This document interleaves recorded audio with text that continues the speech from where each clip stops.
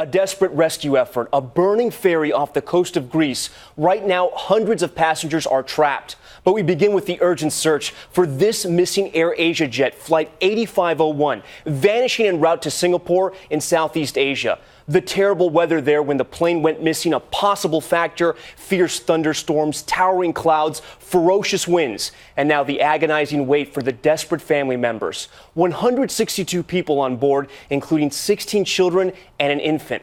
All of this just 9 months after Malaysian Airlines Flight 370 disappeared. So many asking tonight, how can this happen again? We have team coverage tonight, and we begin with ABC's David Curley. David? Good evening. It is the early morning hours in Indonesia, Tom. The launch of the first full day of searching for this jetliner, which just vanished from radar screens. This tonight, another missing jetliner in Southeast Asia, AirAsia Flight 8501. Within hours, Indonesia says it will have a dozen ships, 3 helicopters, and 5 aircraft looking for any sign of the jetliner, possible wreckage floating on the Java Sea, even though relatives who gathered at airports still held out for better news.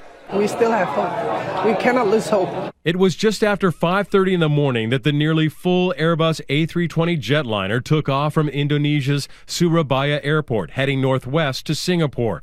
But over the Java Sea, the jetliner encounters heavy weather, turbulence. At 6:12, the pilot radios he wants to turn to go around the weather and climb significantly from 32,000 feet to 38,000 feet.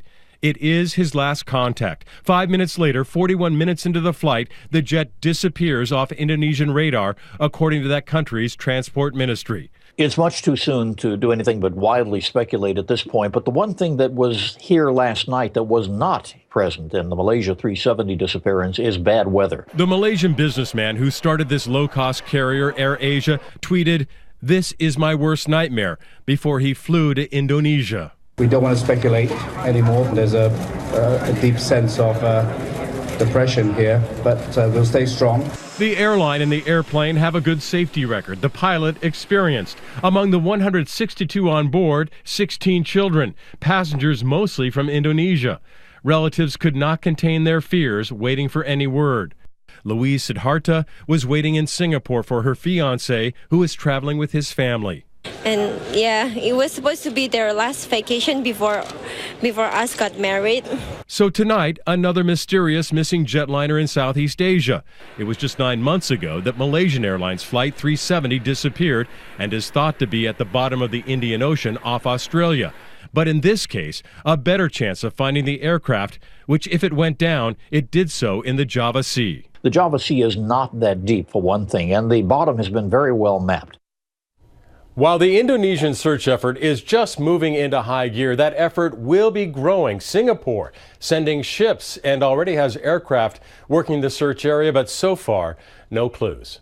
Tom? So many questions tonight. Okay, David, thank you. We want to turn now to ABC News contributor and former Marine Corps fighter pilot, Colonel Steve Ganyard, for more. And Steve, I want to focus now on the plane. A relatively new Airbus, only 6 years old. Aren't they built to fly through any type of weather?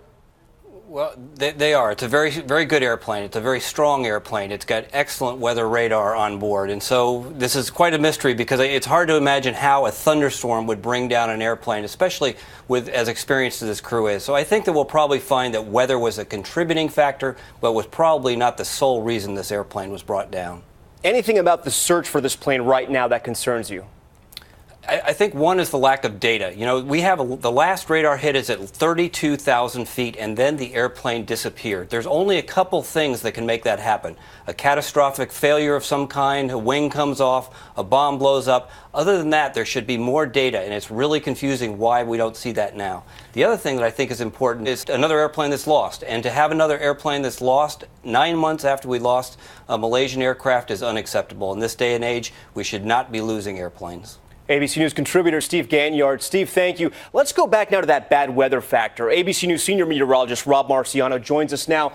Now, Rob, we know the pilots asked to climb to 38,000 feet. At that point, what type of weather were they experiencing? Tom, there's little doubt they incurred some turbulent weather. This is the rainy season across Indonesia, and it's really active right now. Take a look at the satellite picture in the minutes around when that plane went missing. Several clusters of powerful thunderstorms. Inside these clouds, you've got big-time vertical winds, you've got lightning, even some icing conditions. I want to show you across cross-section of the atmosphere. That plane cruising at 32,000 feet. As you mentioned, they asked to ascend to 38,000 feet. But the problem is some of these thunderstorms were going to 50,000 feet. And in this part of the world, they can go to as high as 70,000 feet. So it's difficult to go around them. As for the search, these thunderstorms tend to die down a little bit at night, so we're getting towards morning. Sun about to come up. The next few hours are critical in the search. All right, well, that's some promising news about the weather getting better now. Back here at home, what are we looking like the week ahead? We've got some snow problems. I want to take you to Oklahoma, where they had some problems on the roadways here. Just a few inches of snow. They've had 6 inches so far this year. That's more than Chicago and Boston. And we've got winter storm watches and additional snows that are expected across the Intermountain West. But the bigger story this week is going to be